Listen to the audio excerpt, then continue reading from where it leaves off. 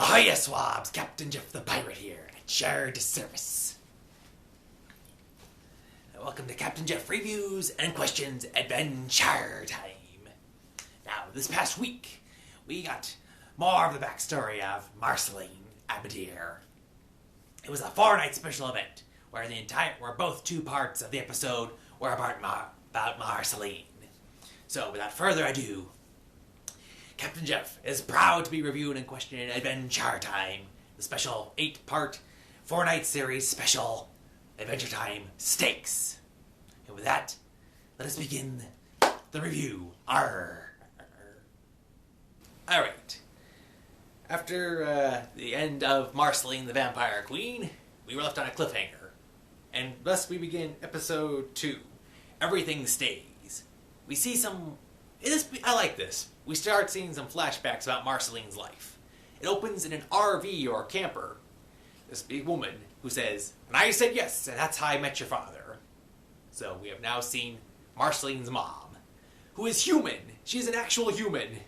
So that confirms the Marceline being half human, half demon. No sign of the holes in her neck yet. So then we don't know who. I hope we figure out this woman's name and we hear more about her, get to see more of her. This is very interesting. I don't know. We also would like to know when this takes place, because we know shortly afterward Marcy loses her mother and then meets Simon because of the Mushroom War. I don't know when this happens. I'd like to see this happen. So then we have time passes and we see it's the end of the Holly Jolly Secrets tapes. Marcy is helping set up a sleigh, and Simon is doing the last of his video and still going crazy. He has to leave her to protect her from himself. And he says he'll send someone. Does he send someone? Do they show up? Or is this just part of his delusions with the crown on? So he leaves and Marcy is once again alone. This would be really sad.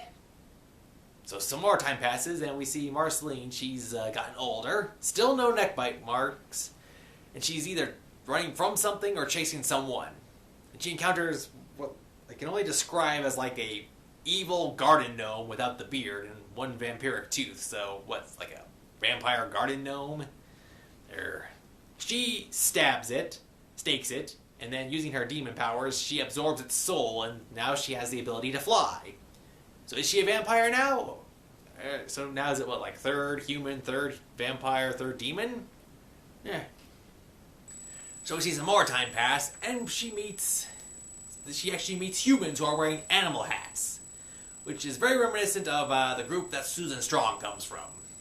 Also, this may explain the reason why she hangs out with Finn, because of the hats. Anyway, she's feared at first, but she's then accepted into the group. And as some more time passes, they say that they are about to leave the continent. And it's not because of the oozers, those oozy things that we've seen from Simon and Marcy. And it's not because of the vampires, which she's almost taken care of all of them. And it's not because of the hungry-looking rainbows, as the guy says. This may explain the start of the Rainicorns. No, they be getting up on a boat and they be sailing from the continent because of astronomical conditions, saying something big is coming. This may be the Catalyst Comet they be talking about. Now, they be getting on this boat, and I think, like I said, it is the animal people. I'm pretty sure it's their origins. And for a little bit I had a theory that this was where Martin came from, or where Finn's real dad would come from. Yeah. We don't see Martin, and I figure this is like pre-1,000 years before Adventure Time, so yeah, the numbers are a little off. So then there is another vampire attack. She takes out another very important head vampire, and I'm wondering, there's some lore about vampires that can't cross water without a coffin, so I'm trying to figure out if this would affect Marcy or the other vampires. I mean, like, she's absorbing their souls, so is she a vampire or not? I mean, we don't see the neck holes yet, so I'm still confused on this. The flashback ends with Marcy about ready to fight the Vampire King. And we see that the sun isn't hurting her, so Princess Bubblegum's cure, it worked. She is now half human, half demon. But that begs the question, what's been taking out the cattle? Jake wakes up in the cave and all the turned animals are gone. So he goes outside and he suddenly sees more vampires. He doesn't recognize any of them, but for us the viewers, we've been seeing... We recognize at least 3 of the 5 there. And for some reason, They have musical instruments. They're just playing instruments. I don't get what's going on. Where'd they get those? Where'd these things come from? And that's how the episode ends. I thought this was a really good one.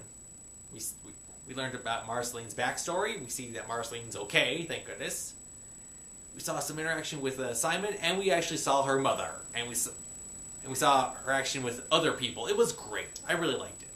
So I thought this was a good episode. I thought it was a very good episode. I liked it. I give Everything Stays. I give it 2 thumbs up. Yeah. So, yeah, it was a very good episode. I look forward to seeing how the other 6 play out. That's all the time we have for this review. Until next time, it's been Captain Jeff reviewing and questioning Adventure Time, saying thank you for watching, and as always, arr.